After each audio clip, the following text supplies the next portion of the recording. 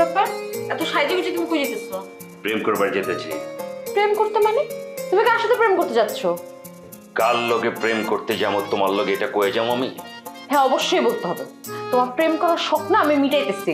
ভালো করে আমার একটু সাজবার দাও, আমার কাগজ বাইর করো, নাগরাজতা বাইর করো, তারপরে তোমার লগে একটু কথা কয়ে আমি বিদায় লমো। আমার কাম আছে।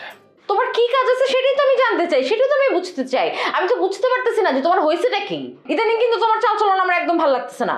তুমি দেখতেছ না কি হয়েছে? আমি সাজতাছি। আবার বলতেছি, কই যেতেছো তুমি? এত সেজে গুজে যাওয়ার কারণটা কি আমি সেটা জানতে চাই। নগদের সর্বোচ্চ বার 167 টাকা রিচার্জে পাবেন 1 লাখ টাকা পুরস্কার। আরো আছে প্রতি সপ্তাহে পুরস্কার ও ক্যাশব্যাক। বান্ধবীগুলোকে ডেটিং করবার যেতেছো, তোমার কোনো আপত্তি আছে? হ্যাঁ আছে, আমার আপত্তি আছে। তোমার আপত্তি থাকলে তুমি আমার সামনে থেকে বিদায় হও, আমার কিচ্ছু করার নাই। আমার নাকরা আর কাগজ বাইর করে দিয়ে এখান থেকে যাওয়া।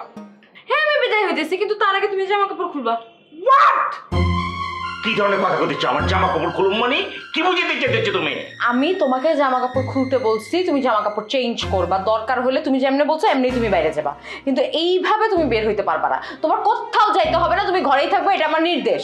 ভালো হইতেছে না বউ, তুমি কিন্তু আমার উপর জুলুম করতেছো, অত্যাচার করতেছো, কিন্তু এটা কিন্তু এক ধরনের টর্চার, বুঝছো?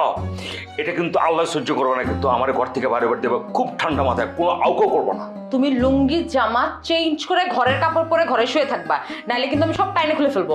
কত বড় সাহস! তুই আমার জামা কাপড় খুলবি, এমনি আমরা থ্রেট করতেছ? দেই তোর সাহস কত বড়, পাল্লা সামনে। দেখো তোমাকে লাস্ট বারের মতো বলতেছি, আমাকে রাগায়ও না, কিন্তু আমি রাগলে কিন্তু আসলেই তোমার জামা কাপড় টাইনে খুলে ফেলবো, এমনকি তোমার গায়েও হাত দিতে পারি। নগদের সর্বোচ্চ বার 167 টাকা রিচার্জে পাবেন 1 লাখ টাকা পুরস্কার। আরো আছে প্রতি সপ্তাহে পুরস্কার ও ক্যাশব্যাক। এটা কি মগের মূল্য নাকি?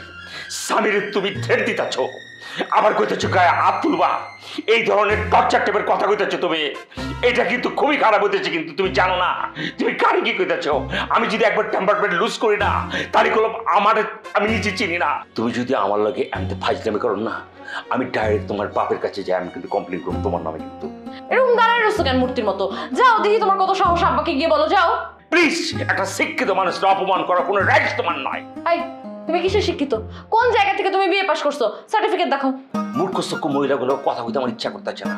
খালি লেখাপড়া সার্টিফিকেট থাকলে শিক্ষিত হন যায় না, স্বশিক্ষিত ভিতর থেকে আহে। অনেক পড়ালেখা করছি জীবনে। একদম লেকচার মারবি না, চুপচাপ জামা কাপড় চেঞ্জ করে ঘরের মধ্যে শুয়ে থাক, নাহলে কিন্তু এখন আমি টাইনা খুলে ফেলবো সব।